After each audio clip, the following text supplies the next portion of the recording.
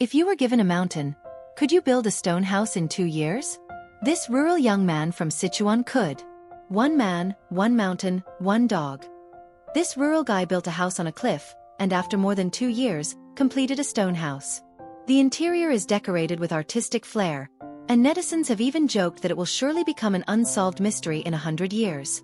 This time, let's take a look inside Hugua's cliffside mansion. In the video, the man chiseling the rock face is Hugua. As the saying goes, talent can be found anywhere, and Hugua is certainly one of them. In ancient times, Yugong moved mountains. Now we have Hugua carving walls to build a house. Hugua spent over 2 years building a 2-story villa on the mountain behind his backyard. Some viewers might think it's no big deal. Just building a house, right? But Hugua didn't build on flat land, nor simply on a mountain. He turned the mountain into a house. He dug through the rock wall, carving out a 2-story stone villa from the mountain. A house inside the mountain. In today's society, 80% of people face the pressure of buying a home, and housing prices just keep rising. So what if you really can't afford to buy a house? The clever ones start thinking outside the box. Can't buy a home? No land to build on? That's okay. If you've got a mountain in your hands, that's enough. Where there's a will, there's a way. Even if it's a mountain, under Hugua's patient effort, this dream home slowly started to take shape. Hugua is a young man from Sichuan. After returning to his hometown, he began thinking about how to make use of the limited space. So he set his sights on the mountain behind his backyard, wondering if he could turn it into a house.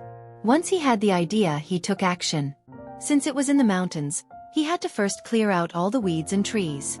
Compared to building on flat land, carving a stone house takes much more effort. It requires not just patience, but strength. After all, stone isn't easy to drill. And because of the limited space, large machines couldn't be used. So at first we saw Hugua constantly drilling and drilling.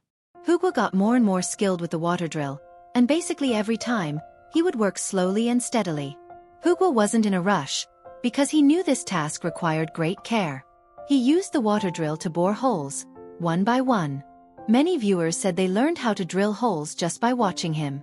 Every day, Hugua held that heavy drilling machine and had to push with all his strength. It looked exhausting. Viewers left comments saying that this spirit of self-reliance and hard work is worth learning from. But then again, aren't we all being forced by the pressure of society?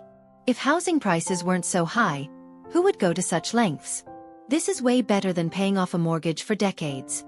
Besides, this eco-friendly nature-integrated house is also a kind of return to simplicity.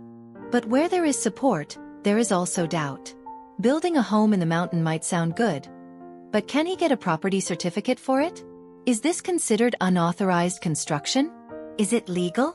Some netizens believe that Hugua didn't touch any land. He just worked on the rock. He didn't occupy farmland, nor did he sell mineral resources. He simply sought a place to live peacefully. What's wrong with that? But others believe it's illegal. After all, mountain rock is not supposed to be damaged. So what do you all think? And it's not just about drilling holes. The rocks and soil he excavated also had to be cleaned up promptly. The chunks of rock bored out with the drill tube. Hugua kept some of them to decorate the courtyard at the entrance. Larger stone pieces were also used for decorations. Gotta say, Hugua has a lot of ideas, and doesn't waste a thing. For even bigger stones, he cut them into fixed shapes and turned them into a table.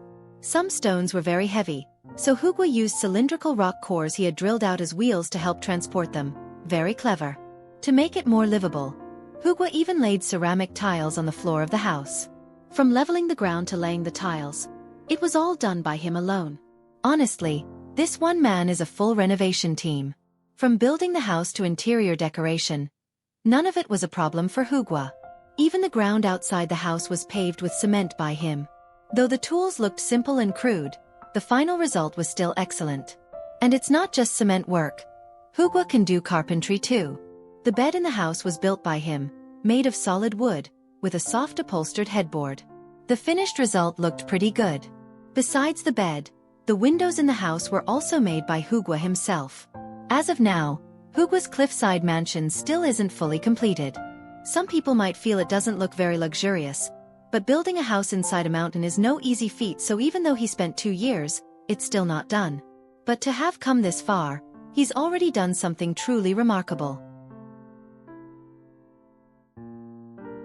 He's not a millionaire, nor an expert, just an ordinary young man from Sichuan, who carved out a home for himself on a cliff with nothing but a drill and his determination.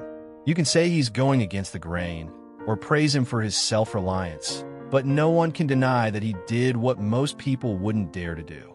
In today's world of sky-high housing prices and overwhelming pressure, Hugo responded to the harshest reality with the most primitive method. If we can't afford a home, do we still have another way out? Do you think he's challenging the rules, or simply making rational use of nature? Does this count as unauthorized construction? Feel free to share your thoughts in the comments below.